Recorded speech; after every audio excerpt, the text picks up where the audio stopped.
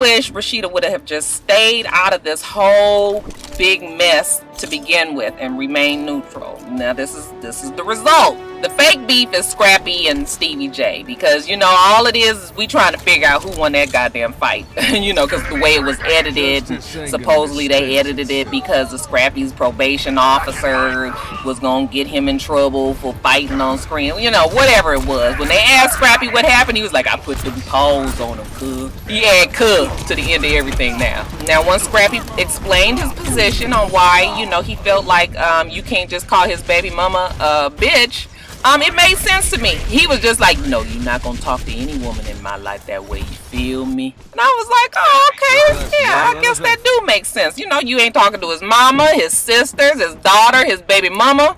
Okay, I got it. Stevie J says that he body slammed him. Scrappy says that they fell in the bushes.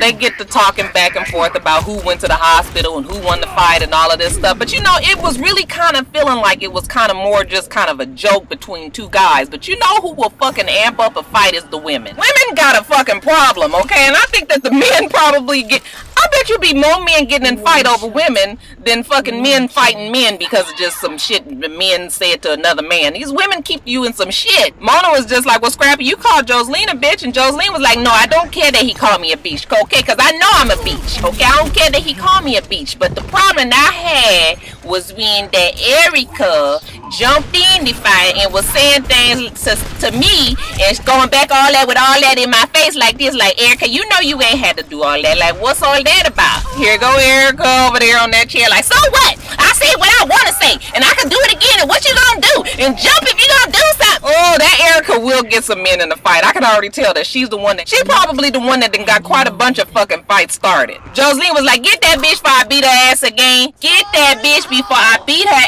ass again. And I was like, get that bitch before she beat her ass again.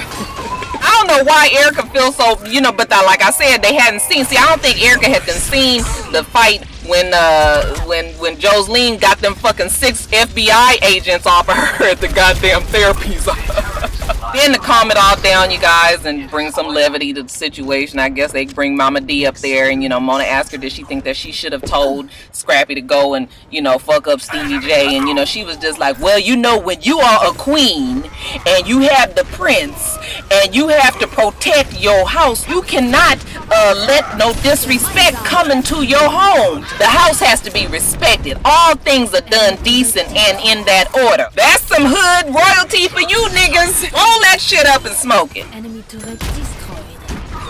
So y'all know how this goes, the gleesome threesome. Joseline, who is in full I'm feeling myself mode, is really entertaining the crowd. I mean, she is entertaining the stage. I mean, fuck, everybody that's up on stage is laughing at everything she says. She is entertaining to us, and Stevie J might have been onto something when he said that he felt like he knew that she was a superstar, because however long that this 15 minutes of fame is gonna last for Joseline, at this moment she is big. She is the biggest part of this show, and this show is a big part of the media and the entertainment and what's going on right now. She's likable, and even though she's got kind of some skewed potastic tendencies, at least she's able to see a duck for a duck, okay? She knows what the fuck Stevie J is, and she handles him accordingly. Mimi is still in some fairy tale la la goo goo gaga land, and I don't really know what's wrong with Mimi, but Mimi needs some professional help. The child does not see reality at all. Mona asked Stevie J if he loves Mimi, and he said, yeah, I do love her, but I'm not in love with her. Mona's like, well, y'all been together, over these 15 years and everything. You guys never ever thought about getting married? And, Stevie J was just like, well, I'm not really the marrying type. Mimi was just like, no, I've never thought about it. I don't think that I was ever gonna marry him. Mona was just like, okay, so you guys been together, okay, let's say 12 years or whatever. You mean to tell me it ain't never crossed your mind to marry him? No, I ain't never thought that I was gonna marry him. You fucking lying, Mimi, because I don't care what women think about getting married. If you with your man and everything is good, just think about the best times that you are with your man, when you guys are in a great place and everything is going positively. You cannot think that, you can't tell me that at some point you didn't think to myself, like, well, I could marry him. I mean, if it was a serious relationship, you can't tell me that it ain't never crossed your mind in 12 fucking years. And then if it didn't cross your mind in 12 years, then what the fuck is wrong with you? Why you waste all your goddamn time with somebody that you knew good damn well that you didn't want to marry. Now see, that's a whole nother problem. And even Stevie J calls her on that bullshit because that's exactly what it is, bullshit. Now Joseline is talking to Stevie J like he crazy. I mean, she is really talking to him any old kind of way, and I can even tell from the way he's reacting that he ain't used to her being this way. But honey, I'm like I told you, Joseline is really feeling herself. She was like, I know Stevie J, I know what he gonna do, I know what he's gonna be out there doing and everything. As long as he give me the music and that he give me my money, you know, he can work for me, you know, God, go on out there and get my money. Everybody in the audience was like, ooh. Even Stevie J can't handle it, so he gets up and he goes and sits on the other couch over there with Mimi and Ariane. Now, you know Ariane is the protector. You can't be coming too close to Mimi. I don't really know why Ariane is there. But, you know, they done added her on, I guess, as just so that she can be Mimi's conscience. Stevie J don't seem to like her. They get to arguing back and forth, whatever. Same old same. Mona asked Mimi if she's ever played the victim. And you know our girl is in mad Mimi mode. She does not disappoint you guys. She's just like, no, I have never played the victim. I have never been that kind of way. I don't need Stevie J for that reason. They talk about whether she was with Stevie J for his money. And she was just like, no, I have my own job and I have always had my own money. I don't need Stevie J for his money. That has never been the case. Aw, shut up, Mimi. Joseline was just like, look, we gonna let Mimi handle Stevie J the way that she think that he need to be handled, and I'm gonna handle Stevie J the way I know that he like to be handled. I know what he want. I know what he needs.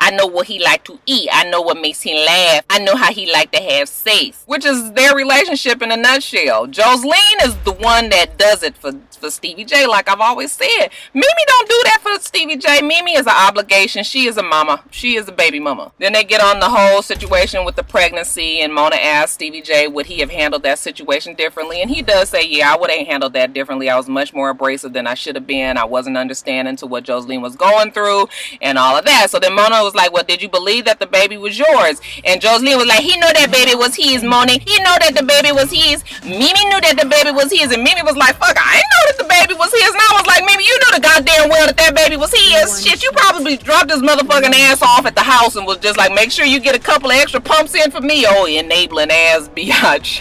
Stevie J knew that damn baby was his, and he finally did admit it, and I was like, okay, well, at least we got that part out of him. Lastly, Mona asked Mimi if she thinks that she is done with Stevie J, and, you know, here go Mimi. Mimi was just like, well, you know, he is the father of my daughter. I will never say that we are completely done. I'll just never say that. And I was just like, oh my God. Everybody in the fucking audience moaned. Everybody around the world moaned when we heard her say that. I don't know what else to say for Mimi. Even Ariane. And I was thinking, Ariane, you probably should be happy that she said that, because as long as she keep on running back and forth with Stevie J's ass, then you have a place on the show. Then Mona asked Stevie J if he was ever going to be done with Mimi. You know, he looks up in the air and he contemplates, and then he was just like, no. Like, we already knew, you guys. Stevie J and Mimi are like Cephas and Reese, okay? We still together. So that's it, you guys. Next week look like it's gonna be even better than this week. We gonna look like we gonna get to just some foolishness next week. I'm not gonna even talk about next week, but I do want to know if you guys looked at Bucky and her hair. That's all I'm gonna say. Please, on the previews, look at Bucky and her hair.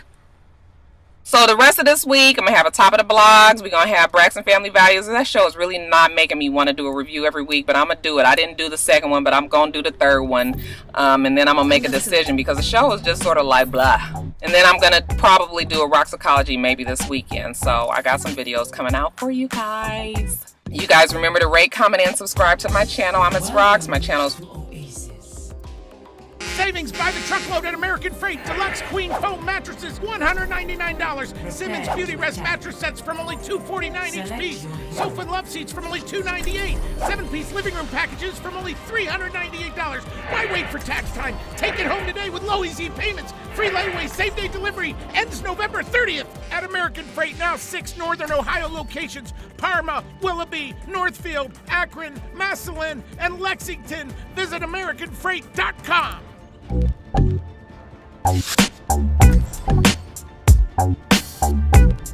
Cheers, love! The cavalry here! everybody, it's Rox and I'm coming to you today with a review for Love and Hip Hop ATL, the reunion part 2. Alright you guys, so I am gonna get on y'all nerves today with this bang, right? It's in the eye. It's gonna be there for the remainder of the video. I know it gets on y'all nerves, okay? I know, I'm sorry. What else? My lipstick. It's cherry picking because I know somebody gonna ask, because ain't it popping today? Goes with my yellow and my shoes. Let me just show y'all real fast before we get to the review. Ain't that cute, y'all? These are like, I got these for like $20 at Charlotte Russe. Alright y'all, so let's get to the review. The show last night was just okay. It had its highlights, but for the most part it was just okay. Which is still doing better than most other reunions. Most other reunions are boring, and this one wasn't really boring. I mean, it kept my attention. It didn't make me want to change the channel or nothing, but I kind of felt like they could have did all this in the first. It could have just been one reunion show, if you ask me. The show was kind of anticlimactic because I think that we already knew what was going to happen. I think what Mona could take from Bravo and Andy's show, you know, The Real Housewives of Atlanta, is they don't need to have a live studio audience, because the live studio audience, the fact that they know what happens, it just creates a whole bunch of leaks. And we already knew, for example, that Scrappy was going to ask Erica to marry him. So, and that would have been like a big thing had we not known. You know, it would have been a big shocker, but we already knew, so it was just like, okay, well, next. And the studio audience, they don't really add to nothing. I mean, most of the time they just sitting there looking stupid, you know, kind of looking uncomfortable, not really knowing whether they want to laugh or yell. You know, they all, ooh, you know, they kind of look at each other like, did she say that? Did he say that? Otherwise, they don't really need them. So I'm not going to do this review like I normally do and just go through everything in detail. We're just going to talk about a few of the highlights, because everything else has been asked and answered, and plus there's plenty of other reviews out, and everybody is doing 20 and 30 minute reviews. I can tell you what, this one is not going to be no 30-minute review, I promise you. We're going to just make this, we're going to make it succinct and to the point, and then we're going to move on, okay? All right, so let's get to it, shall we?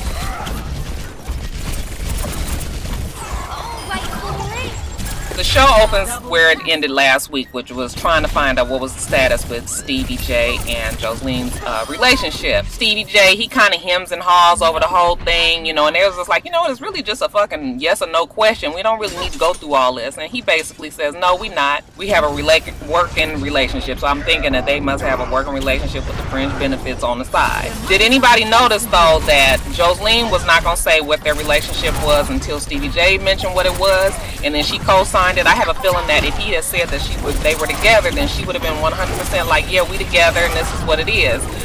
So that right there lets me know that Joselin still does follow Stevie J's lead, even though she tries to make us see that, you know, she don't really listen to him like that. She does kinda. I do really like Joselin, especially in this reunion, because it finally lets us see that no, she is not stupid at all. She does have good sense.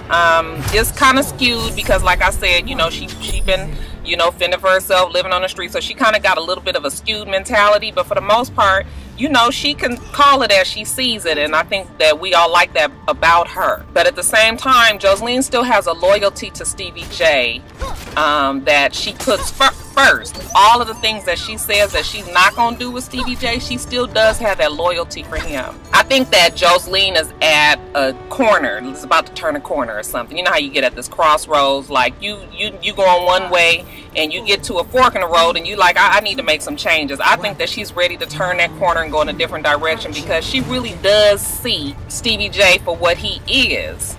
And she just needs to, you know, really truly believe in herself or whatever it is, and just go on and make a leap and, you know, leave him alone. But I don't think she's there yet. I don't think she's there. But she getting there. You know, Joselin was just like, listen, I take Stevie J for what he's worth. I don't listen to him. If it's not about sex or if it's not about making my money, I don't listen. Nobody listen to what Stevie J say. I don't take him all that serious like Mimi does. Now, the whole crazy thing about that whole conversation was that Mimi jumped in and she was just like, you don't take him seriously because you don't have a child by him. Joselin was just like, no, I don't have no child by him, but I tell you what, let me tell you something, Mimi. I was pregnant for him, and if I'd have had a child for him, then I would be just as mad as you are. So that's why I don't have no child by him. You know what? That Joselin, She read Mimi so well. She coming in second place in the reading. Only to K Michelle. I mean, she puts Mimi in her fucking place every single time. So Jocelyn is just like, Stevie J is doing a lot for me. Unlike you, Mimi, I appreciate all the things that he done for me. And then Mimi jumps in and was just like, what has he done for me? What the fuck has he done for me? He made you a superstar. What has he done for me? Oh my God. Girl. Mimi, what is wrong with you? See, this is what you don't do. You don't let the other woman know that your man is doing shit for her that he don't do for you. And she the other woman, and you the main woman? No, you don't never admit to that. Never. I feel sorry for Mimi, because I was just like, no, Mimi, you don't never let the other bitch know. Okay, I don't give a fuck if you can't stand his ass. I don't care if you was be plotting out all kind of ways that you can kill the nigga and get away with it and everything. When you get up in front of a stage, in front of millions of people watching, you don't let the other woman know that she got the fucking upper hand. Like, why did she say that? Then she tried to backtrack and everything, but the damage had already been done, because Jocelyn was like, well, that's not my fault that you're not a superstar, okay? Because that's your problem that you're not a superstar. It just made Mimi look stupid. I swear I just shook my head, y'all. I was just like, Mimi, you just cannot win for losing. Now, the whole talk about the mommy issues, I want to ask you guys what you guys think about that, because the three of them all have their own separate problems growing up, either with a mother that was absent emotionally, a mother that was absent physically, or a mother that abandoned them. So they all have their own issues. Now we know that Stevie J's mom left when he was 8 months old, I think that they said, and that do have, I don't care what anybody says, that has to have some sort of effect on you, because 8 months, like, that's the good times. Any mother that can leave a child at 8 months, I mean, I can almost see you leaving your child as soon as you have a baby, as opposed to growing to love a child for 8 months when they are at their cutest. That is the best time, y'all, 8 months. Okay, they sitting up, they can't quite get around, but they laughing and giggling, they cute as can be. All of that is good times. They're sleeping through the goddamn night, because I'm telling you, motherfuckers will stay up all night when they first born. But anyway, let me get back on track here. So any mother that can leave their child at 8 months, yeah, I would think that would have some sort of effect on me. And he was raised by his father, and depending on what his father was doing, you know, that could be good or bad. There's good fathers out there that raise both their boys and girls, and then there's some fathers out there that's pretty fucked up. And the result is maybe what might came out with Stevie J. Mimi, her mom left her at 13. And that too, like, I can't imagine leaving my daughter. My daughter is 11 years old, and my daughter needs me. Just things right now that's going on with her body, the way she thinks, you know, the way she, you know, plays and talks to other kids, mainly boys. I think that there's just something that a mother needs to be there. So 11, 12, 13, those formative years, yeah, it's got to be a big effect when your mom is not there. So that's why Mimi says that, you know, when she just tries to work it out with Stevie J, although I really feel like Mimi is taking it too far, okay, because fuck, you got a child with this man and the motherfucker is in and out the door all the goddamn time, then really how good is it for your child? Like, you supposed to stay with your child's father at any cost? Okay, the nigga in and out, he fucking everybody, getting people pregnant, he doing this, he doing that. Like, at some point you gotta be like, you know what, this is not benefiting my child. Yeah, I want my child to have her father and mother in the same house, but sometimes shit just don't work out like that. Or sometimes you got to fucking know when to fold them. Okay, know when to hold them, know when to fold them. That's a folding moment right there. And then Jocelyn, you know, Jocelyn, her mom, and I'm assuming her stepdad was always there, but her mom, you know, the only time the mom would take Jocelyn back is when she was fucking paying for her, you know, Schlitz malt liquor and dime bag fund. The mom knew where she was getting the money from. I mean, where does a child that's 13, 14, 15 years old get money from? No, you can't work at that age, you know, and so the mom turning a blind eye to whatever Jocelyn's doing out in the streets, taking the money, you know, staying high, staying drunk, and you know, Jocelyn has to fend for herself, and she's the result. So everybody's got their reasons why they are the way that they are. That's why when you put all three of them together, this is what you get. Just a whole bunch of fucked up, dysfunctional, retarded ass, backwards bullshit. That's what you would call a pitiful bunch right there.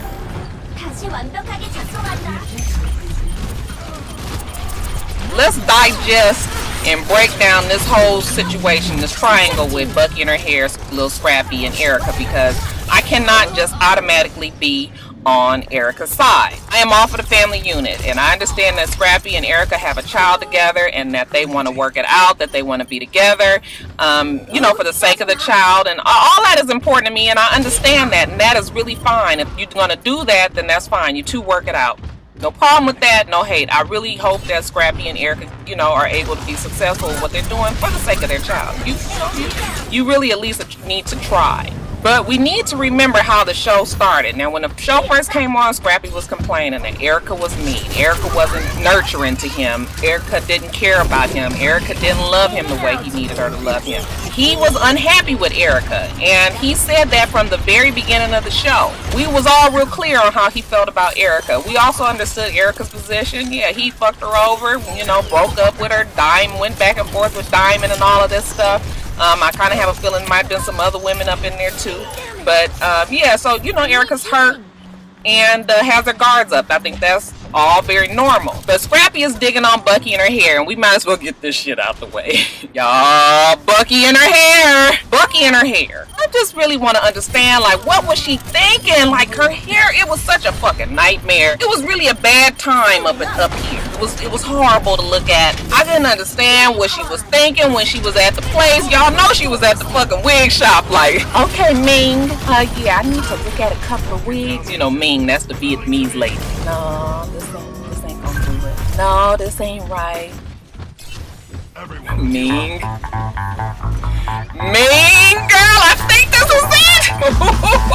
I'm fixing to kill him with this one. Ooh, the color. You like that, Ming? I'ma kill them bitches with that on my fucking heels. And I got my orange. I am gonna be too fucking fly, Ming. Wrap it up. Lord, I'm telling you, I'd have been much better with the fucking big hair. I was just like, girl, this is, don't do that shit no more. It's just bringing all of the everything to the front right here like a fucking rhinoceros or something. It was just, Bucky in her hair, don't do that no more. Who is her stylist? She need to fuck her stylist up. That's all I'm gonna say. So Scrappy was telling Bucky in her hair all the time that, you know, he wasn't with Erica, that, you know, that she was just his baby mom and everything, and he wanted to be with her. So, you know, what? What is the child supposed to do? She gets together with him. She obviously likes him. He likes her. That best friend bullshit. Let me tell you something about this motherfucking best friend shit. This is what men like to do when they don't want to fucking make a commitment to something. They talk about the best friend shit. Yeah, aren't you supposed to be with somebody that's your fucking best friend? I don't see why that wouldn't be the best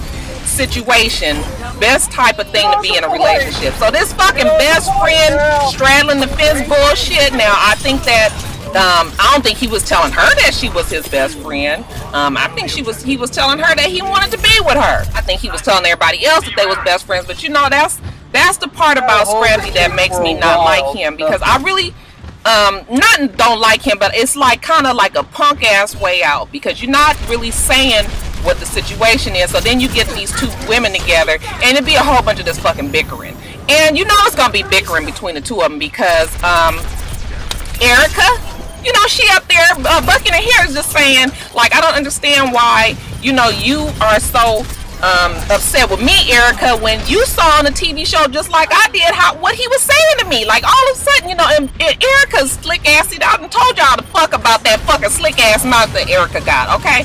The bitch she cute and all of that, and but you know, I understand having an attitude because your man been fucking somebody else and all that stuff, but see, that fucking mouth is gonna get your ass popped. And she got one of them mouths that make you want to hit her in the mouth. You know, fuck you, bitch. So what, bitch? And such and such. And it's just like, it don't have to be like that. Like, you could talk like you got some fucking sense here. The girl is sitting up there telling you that your man is the one that's doing all this. Yeah, you need to be fucking yelling at your man, because look, the woman she don't owe you nothing. She don't have no loyalty to you.